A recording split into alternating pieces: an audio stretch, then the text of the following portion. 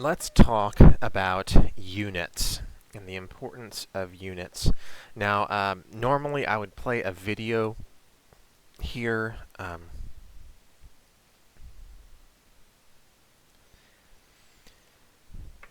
Let's talk about units and the importance of units in our everyday life and in science especially. Normally in class I would play a video here, but I don't think that my recording software will actually let me take a recording of a recording. And so instead, I'm just going to describe to you essentially what was in that video. In the video, it talked about how there was a NASA mission that ended in complete failure.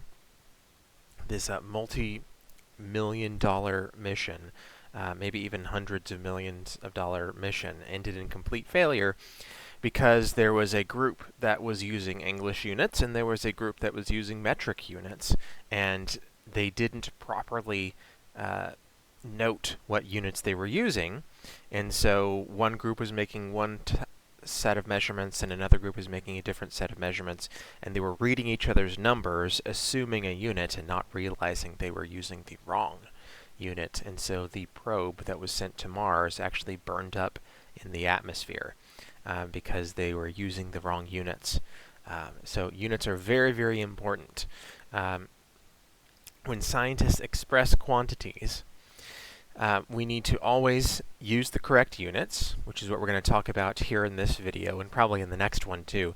But we also are going to talk about how scientists use scientific notation when we're talking about very, very large or small numbers, and scientists have to use proper precision. We're going to talk about what we call sig figs, or significant digits or significant figures, in a later video. So this is another video that I would encourage you to go watch on your own. This is actually something from Brian Regan is the name of this comedian. And he is one of the, I think one of the only clean comedians that I know of, in that I could watch a Brian Regan video and I wouldn't be panicking to turn it off if, you know, my 4 or 5-year-olds came into the room. He's pretty funny, but he also keeps it clean at the same time. And in this particular video, he's talking about trying to send a box in the mail, and how the people that he was trying to get to send it were wanting him to weigh the box and get the girth of the box, and his struggles to get that information. And at one point in the video, when they ask him what the girth is, he says, you know, the box weighs 15 pounds and it has a girth of 3. And the person on the phone says, 3 what?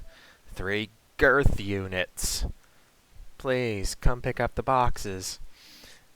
He doesn't know what girth is, and so he doesn't know how to measure it, and so he just says it has a girth of 3. Well, having anything of 3, it doesn't make any sense. Units take meaningless numbers like 3. 3 doesn't actually have a physical meaning other than just counting things.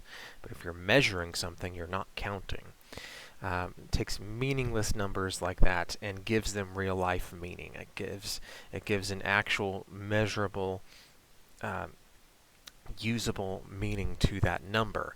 So while a girth of 3 doesn't really make any sense, in the same way saying that, you know, how tall are you? So, oh, I'm 6. 6 what? 6 feet? 6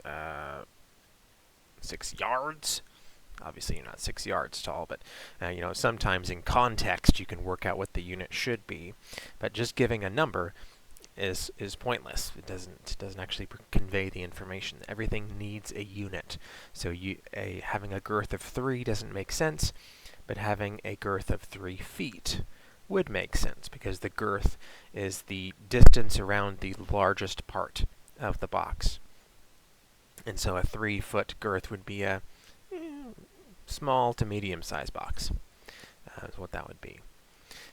So there are 2 common unit systems that we are going to see in this class, one of which you have used all your life up until now. which stinks, which is the English system. And then there's the better system, which we are going to use almost exclusively in this class, and that is the metric system, or SI system. This is used in almost everywhere else in the world. There is one other country, I want to say in Asia, or it might be one other country in Africa. There's one tiny little country somewhere else in the world that uses the English system. Literally everywhere else in the world uses the metric system, and for good reason, because it is a better system. It is much more logical. It is much easier to use once you know how to use it.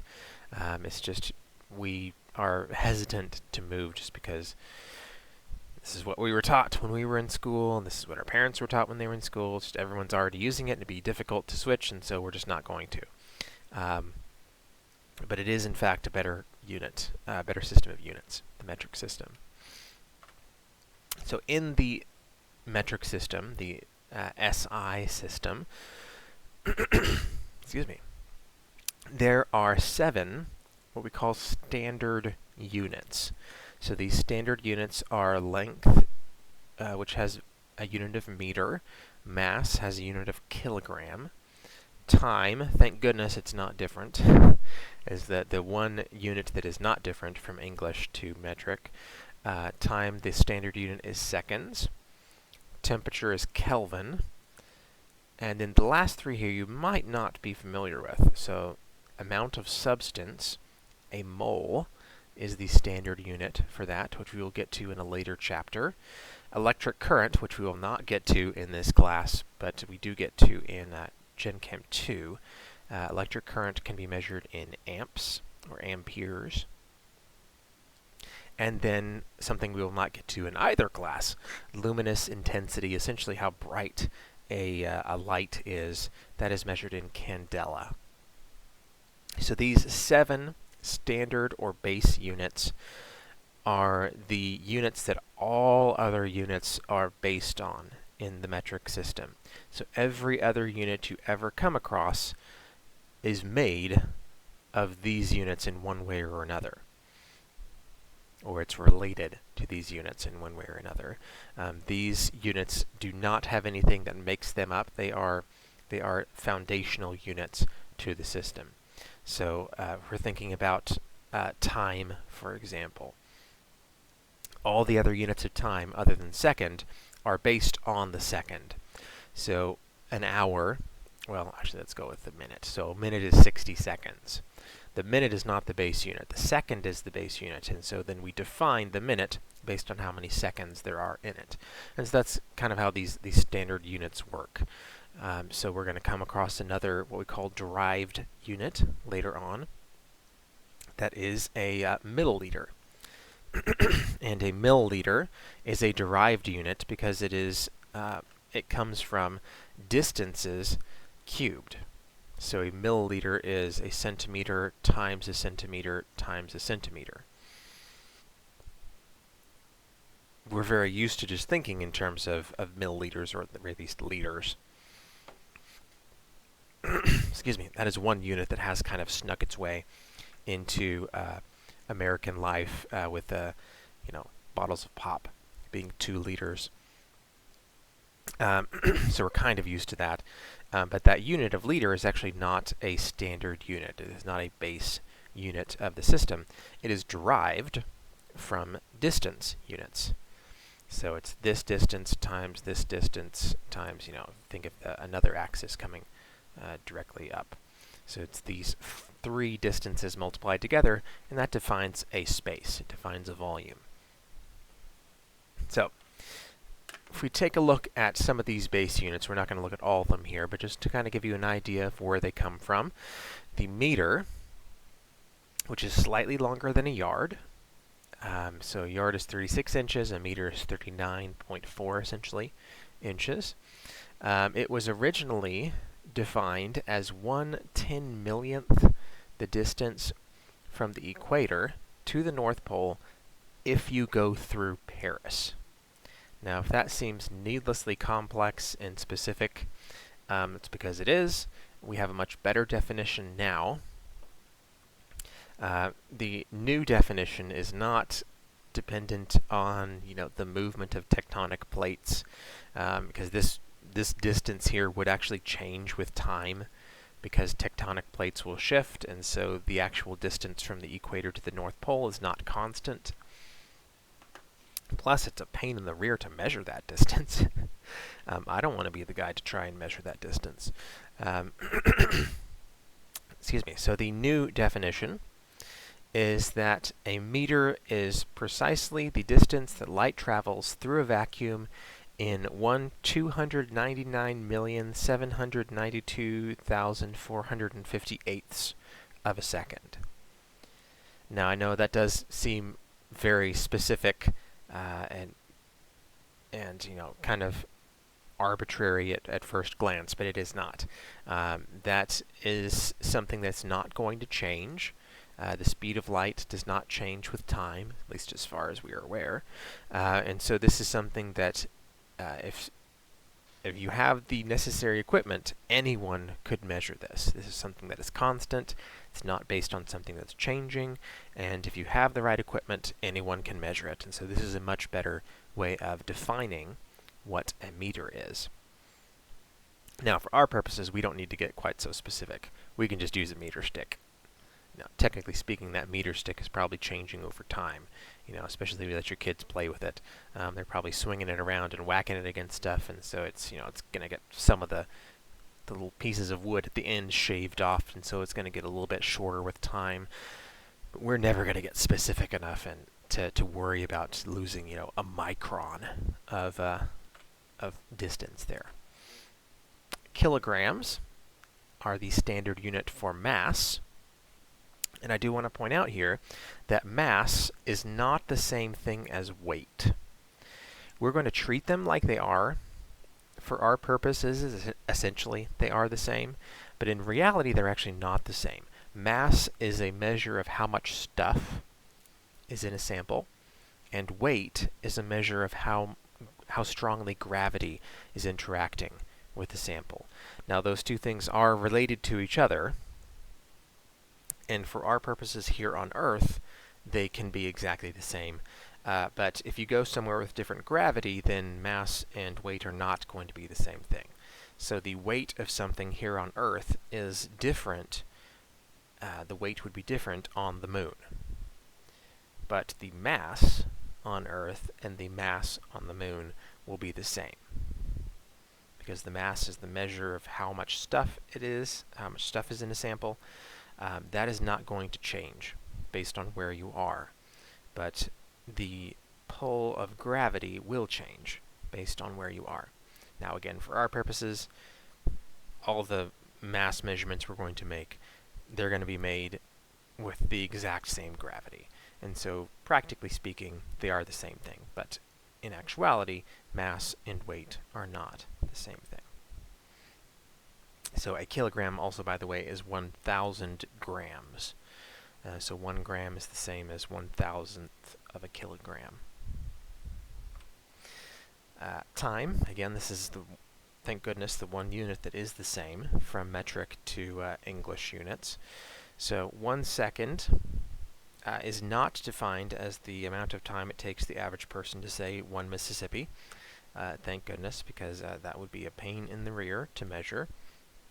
Instead, a second is defined as the period of time it takes for a specific number of radiation events of a specific transition from cesium-133.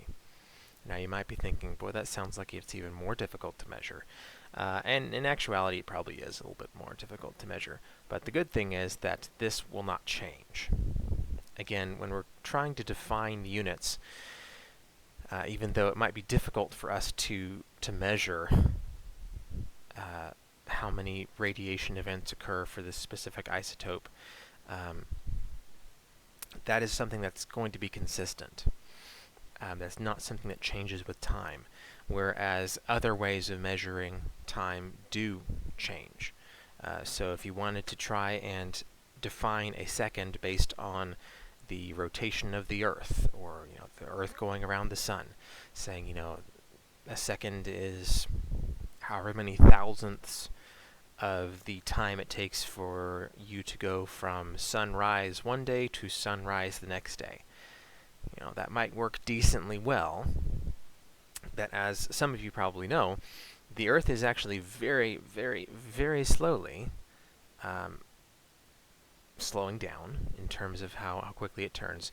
But even more importantly, just going from one season to another, like the time when sunrise occurs changes from one day to the next, and so like there's not really a good way of defining it with things like that, because those things are always changing slightly or continuously slowing down in terms of like how quickly the Earth is rotating. Now, in reality, how quickly the Earth is rotating is changing so slowly that, you know, your great-great-great-great-great-great-great-grandkids wouldn't even notice the difference between what it is now and what they will have. But for scientists, where we want to be as specific as possible, we care about that stuff. Whereas isotopes decaying, that is not something that changes with time.